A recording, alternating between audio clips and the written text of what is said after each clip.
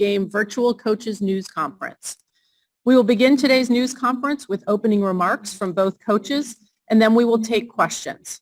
We will begin with an opening statement from University of Alabama head coach Nick Saban.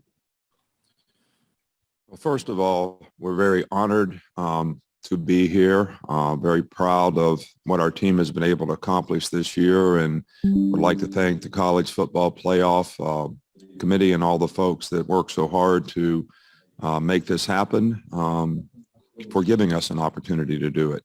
I'd also like to congratulate Kirby and his team at Georgia for having an outstanding season and earning their way into the national championship game as well. They've been one of the most consistent, well-coached teams all year long, and it's certainly going to be a great challenge for us to have the opportunity to play them.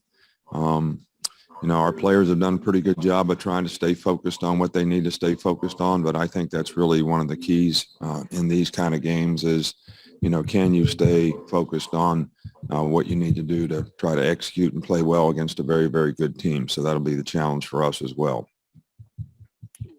Thank you, Coach. We will now hear from University of Georgia head coach Kirby Smart.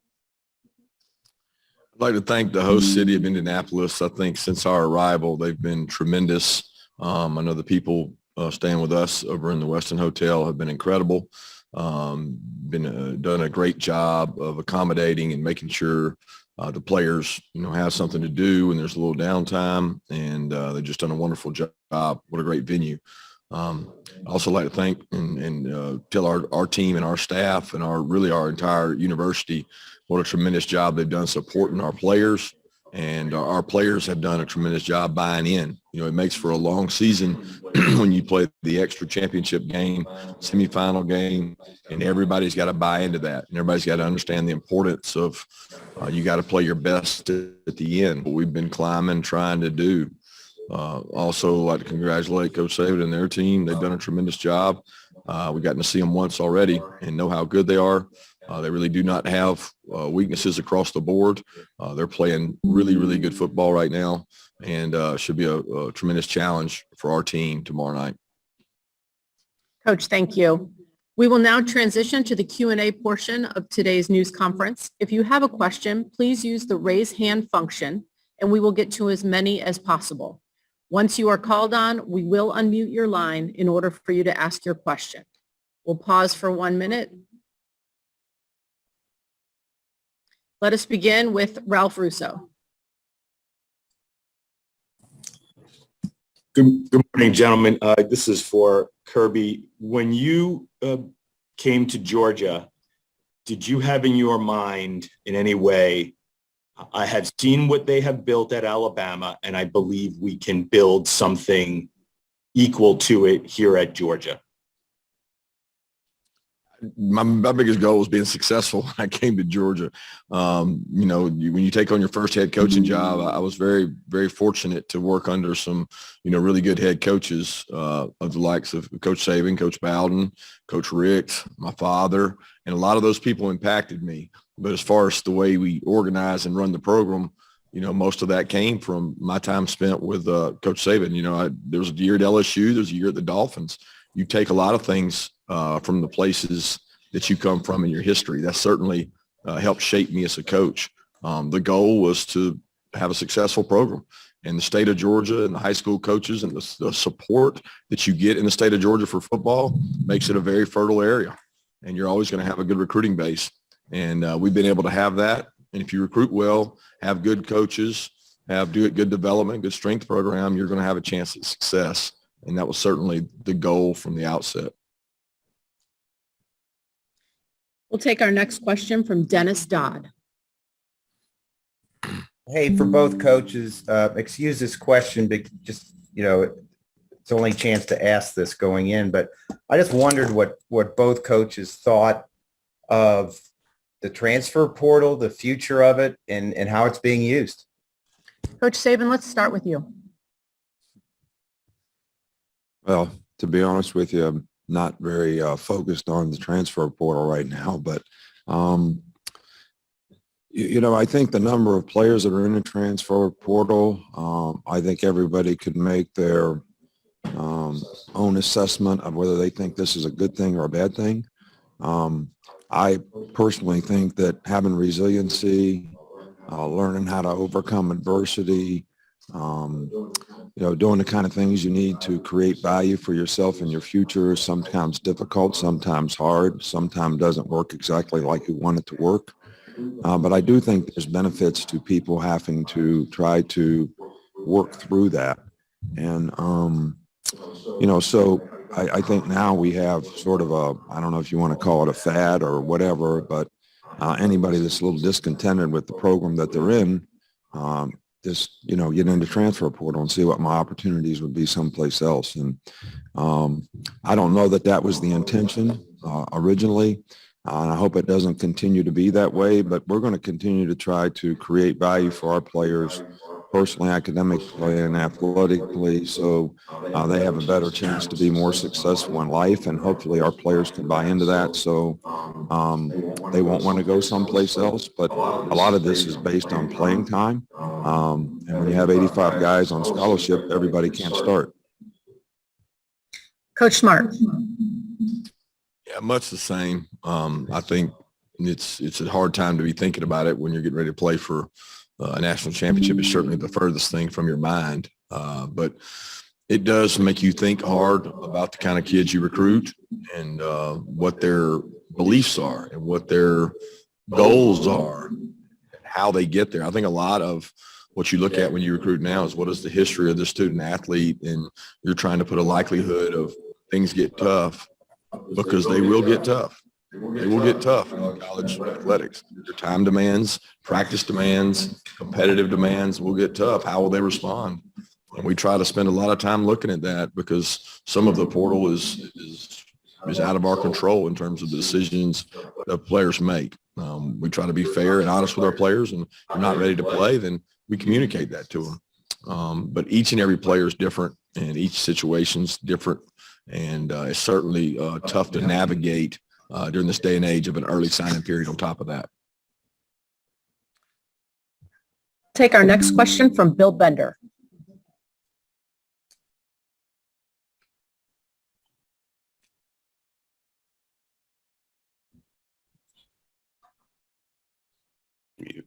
Sorry, I was on mute. This question's for Coach Saban. You mentioned the focus of your team, and Bryce talked about that yesterday. I know the rematch and underdog angles have been talked about a lot. So how has your team used or blocked those angles out ahead of another championship game? I don't, when you say those angles have been used a lot, used by whom? I think a lot of external people talk about things like that. I think internally, we talk a lot about what do you have to do technically in the game to be able to have success in terms of your ability to execute probably against the best player you played against all year. So that's how you got to prepare, and that's how you got to focus, and that's what you need to be concerned about, because I think once the game starts, 5 minutes into the game, I don't know that anybody's thinking about all this stuff that you all talk about. So they're trying to win their box. They're trying to do what they can do to help their team, both sides of the ball. So we expect that, and that's what our players need to be focused on. We'll go next to Mark Weiser. Kirby, how do you think you've changed as a coach running your program from 2017 when you played Alabama for the national title to now in your sixth season as you have another shot tomorrow night? I don't know. I don't know how much I've changed. It's hard to take a snapshot. I don't remember much about 2017 anymore. It's amazing how fast these years go by and time goes by. I think that I've got a staff of great coaches, and I've got an organization that's full of good leaders, and trust in those people maybe more now than in 2017 when I felt like I needed to micromanage and be over top of everything. Probably now a little more comfortable delegating things out and trusting people to do their jobs, and maybe impart a little bit of their personality into their parts of the organization, and letting them grow within that organization, because a lot of the people in the organization aspire to go and do things. And I want them to be successful because they stopped at Georgia. So that's probably the biggest difference. But the core beliefs in the way we do things, they haven't changed much. We'll go next to Ryan Hennessy. This one's for Coach Saban. Coach, I asked your players yesterday as well. What is your definition of a successful season? I think my definition of a successful season would be that every player in the organization, every player on the team would actually maximize his full potential based on his competitive character, discipline, work ethic, ability to overcome adversity, resiliency, to persevere and do things that are going to create value for him in his future. I would say that if every player in the organization could get to that point, that would be a successful season. Now, I know that I've always philosophically thought that's what college football is all about, helping players be more successful. We all get judged as coaches on how many games we win and lose. But I think if maybe everybody on your team has the right competitive character, attitude, discipline, whatever you want to talk about, that'll give you the best chance to maximize the team's chances to be successful. And so if the team reaches its full potential because every individual who made the team what it is did, then I think that's probably a successful year. And I don't know how that equates into wins and losses. As a reminder, if you have a question, please use the raised hand function. We'll take our next question from Naomi Gray.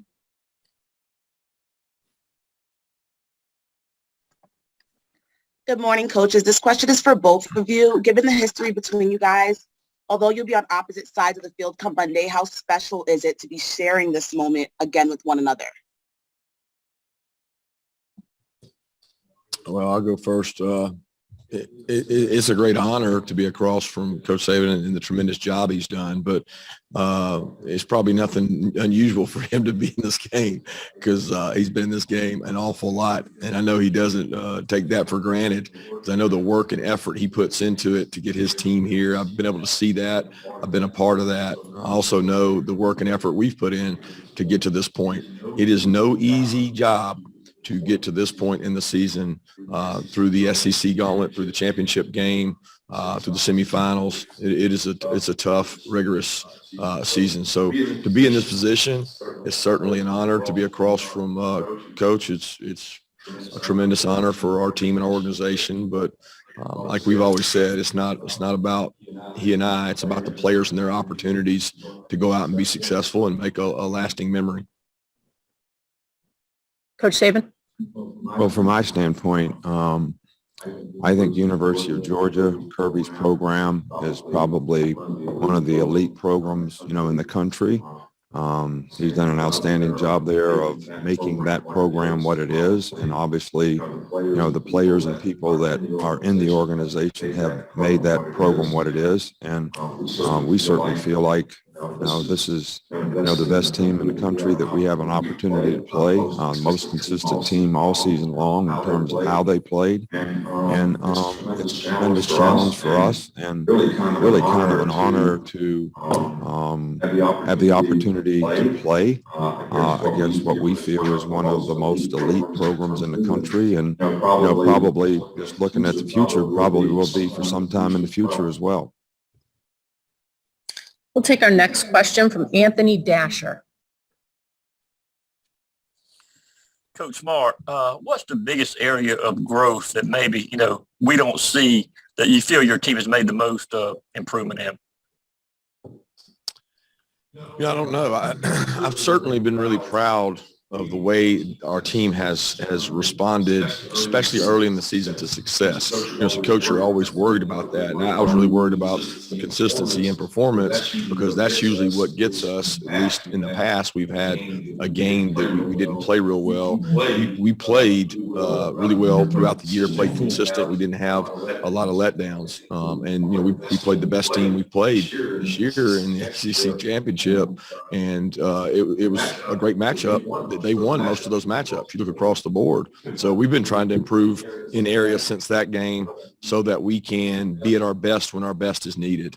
A lot of people talk about this and that about the SEC championship game, but at the end of the day, we played a really good football team and they won more matchups than we did. So we've harped, Anthony, on improving in a lot of areas. Certainly got to do a much better job in third down, red zone, in forcing turnovers. But throughout the season, I think we've gotten a lot better across the board. Probably the biggest area jump would be offensively and the skill players. We had so many guys out throughout the season. It was good to have those guys back in the last month. We'll take our next question from Charlie Potter. Yeah, this one's for Coach Saban. Kind of a two-parter on the offensive line. Just how has Emil Ekiyor progressed this week, and how important will it be for that group as a whole to play well again against Georgia? Well, I think the biggest challenge in playing Georgia is they have one tremendous front seven. They got great size, really good football players, physical, very instinctive, really got great team speed. The linebackers are, Nakobe Dean and the group fast, react quickly, very instinctive. So if you want to have any success in this game offensively, you have to be able to at least control, those guys up front and their front seven to some degree. They have very good defense in total, but it starts with that. They create a lot of negative plays. They got some really good pass rushers that can be disruptive to the quarterback. So I think it probably starts up front in a game like this, and it's going to be, critical for us to be able to, play well up front in the offensive line to have any chance of being successful on offense. We'll go next to Alan Cole. Question for Kirby. Alabama obviously kind of threw the ball over you guys in the first game, and then in the playoff semifinal, turned on a dime and ran the ball for over 300 yards. How difficult is it, and what's kind of a challenge like in preparing for a team that could just kind of turn on a dime like that, and can do really anything on offense? Yeah, that's the ultimate challenge. When you look across the board at the efficiency with which Bryce Young has played with, and he's got good weapons around him. He's got a really good team around him, but make no mistake about it, he is elite at what he does. To have the number of touchdown passes, the interception ratio, I don't know that I've ever seen really anything like it. And, we talk about him as Houdini because he can make people miss. He gets rid of the ball. People don't even account for the number of times this guy has avoided sacks and thrown the ball with no intention of anybody catching it. But he knows where to throw the ball to not take a sack. And when you do that, you're really elite. They've got really good skill players on the outside. They know how to use those skill players. They put them in different positions, change things up. Brian Robinson seems like he's been there for 100 years because when I was there before, I remember him being in high school. And he is a physical, runs with purpose, intent, traditional Alabama back, really physical downhill runner. And they do a good job, especially against Cincinnati, of committing to the run. So, it's a double-edged sword. You do too much of this, they can hurt you. They're certainly physical up front. They always have been. All Coach Saban's teams have been that way. But make no mistake about it, they can be really explosive on the outside. That's been the advantage they've had probably in the last 3 to 4 years is the number of wideouts they've had that are just explosive, great playmakers. And it's changed mostly the game of football, not just Alabama, but you can actually win the line of scrimmage and you could possibly lose the game because of explosive plays. And that's what you got to be careful of. Our next question will come from Chip Towers. Yeah, Kirby, I have to ask, obviously, it's been so long since Georgia's been able to cross this finish line. They've been in this race a bunch, but haven't been able to cross this finish line, 41 years. I just wonder, you personally, obviously being a Georgia guy, how much of that do you feel, do you hear? I know it doesn't have anything to do with what you do preparing day to day, but do you kind of feel that from the donors and the people who just want it so bad for this program? No, I do not, Chip. What I feel is how do we stop Bryce Young, and how do we control their front? How do we run the ball? How do we throw the ball with efficiency? How do we convert third downs? How do we stop them in the red area? That really is the furthest from my concern, because I don't, I don't all in all control that. What I control is who we recruit, how we develop players, how we keep people in our program, and then, how we do scheme wise and things. Because if you do that right, the other will take care of itself. But my focus and energy and entire mind is on what can we do to help our players play better. Take our next question from AP Stedman. Good morning. This question is to both coaches. How do you view the opponent's special teams? Your assessment, please. Coach Saban? I think Georgia has outstanding special teams. They have really good team speed, which usually lends itself to good special teams. They're very well coached. They've got really good specialists, which, always helps control vertical field position. But, their kickoff coverage is one of the tops in the country. They've got explosive returners in the return game if you don't do a really good job. They blocked some kicks this year. So, all around, this is a really, really good operation relative to all phases of special teams. Coach Smart? Yeah, very, very similar. They recruited our kicker. We recruited their kicker.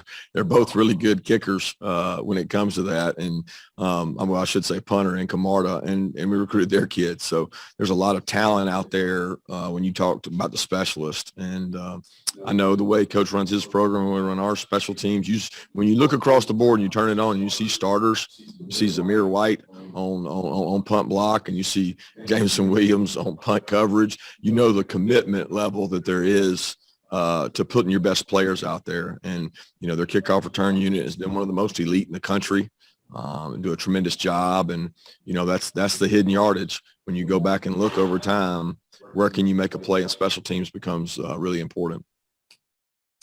We'll go next to Zach Klein. Gentlemen, good morning, Kirby. I know you have high expectations for all your young men. I'm just curious who you think the one individual who developed the most, made the biggest growth from the Clemson game to today? Hard question to answer, Zach. There's so many kids that have just grown up. It might not even be a guy that's in the limelight, because a lot of these young kids that come in, they grow up a lot over the course of a season. So I really can't just pick one guy to say this guy has grown the most, but I'm certainly proud of all the guys on our team. I'm really proud of the support they give each other, because of all the teams I've had, this one is probably the most connected in terms of an appreciation for what each other does across the board. Complementary football, they really embrace each other, offense, defense, and the special teams units. We'll go next to Mike Griffiths. Good morning. The question for both coaches. I guess it was a few years ago, Coach Saban kind of told us with some of the rule changes that free agency was coming. And now we see the portal with some unrestricted transfers. We see NIL money. How has that changed how you manage the football team? And is there still growth for both of these programs in that area as the ground shifts? Coach Saban? Well, name, image, and likeness is a positive thing for, players. They have an opportunity to earn money, which they've always had the opportunity to do. This gives them an opportunity to do it by using their name, image, and likeness, which I don't think is a bad thing. I think what is a little concerning is how is that used to get players to decide, where they go to school, because I don't think that was the intention. I don't think that would be the NCAA's intention. I think we probably need some kind of national legislation to sort of control that to some degree, because I think there'll be an imbalance relative to who can dominate college football if that's not regulated in some form or fashion.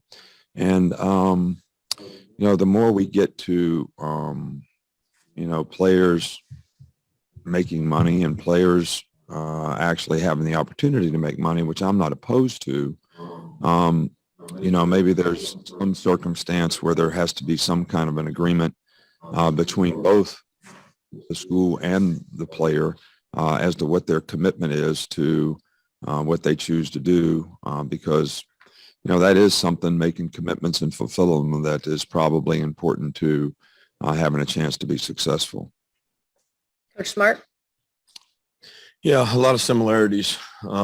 It's tough to navigate in a time like right now. We're getting ready to play for a national championship, and a lot of the market, the free agency market out there that's going on is being done while we're trying to prepare for a national championship game. And there's so many things that go into this that maybe the media and the common people don't know. When does your school start? How does that affect things? It affects things in a dynamic manner. Are you quarter? Are you semester? There's a lot of competitive advantages into getting into the portal, and then you move to NIL. And I agree with Coach that you're going to have the haves and have-nots, and the separation that's already there is going to grow larger. And the schools that have the capacity and have the ability and are more competitive in the NIL market are going to be schools that step ahead on top of other schools. So I don't want decisions to be based on that, but ultimately a lot of young men want to make their decision based on that. Next question from Ryan Hennessy. Coach, you talked about, and your players talked about, this is for Coach Saban, sorry. Your players talk about this as a business trip. I want to know how your team has handled this trip and what the evaluation of this trip has been so far for Bryce and the team. Everything that I've seen from our team, they've done what we've asked them to do. This has been a very hospitable place here in Indianapolis to actually come and visit. I think this is a great sports town, having been here for the Combine for many years, and knowing the hospitality, the friendliness of the people here. But our players have done everything that we've asked them to do. You never know exactly what's going on in the back of their mind, even though they show up for practice and do what they're supposed to do. They're paying attention in meetings, but they have a significant amount of time where they're doing other things. So how they can sort of refocus when you need to refocus is probably the most important thing. And that's something that I've seen our players do a pretty good job of. I think it takes maturity, especially on the young players' part, to be able to do that. But it's been good to this point. We'll take our next question from Rocco DeSangro. This one's for Coach Saban. Coach, you and your players talk a lot about trusting the process. From a highly touted recruit in high school to stepping on campus and being a backup quarterback to now getting the start on college football's biggest stage, how have you seen Bryce trust the process over this last year especially? Well, Bryce does about as good a job as anybody we've ever had in our program in terms of how he prepares for a game, how he studies the other team, how he sort of knows the ins and outs of what we want to try to execute and what we want to try to do on offense. He's well liked by his teammates. He's a leader. And, he's got sort of a emotional stability about him that he doesn't really get frustrated or, upset in any kind of way, even when things don't go well. He's can sort of stay focused and keep doing what he thinks he needs to do to be able to have success, make adjustments, adapt to what he needs to do. He's a very, very mature guy, way beyond his years in terms of how he views what he needs to do to be successful, and he's pretty committed to it and has a pretty single-minded purpose in trying to get it done, and I think it does impact and affect other players on the offensive side of the ball. We'd like to thank both coaches for their time today. That concludes today's coaches news conference. Hope everyone has a wonderful day.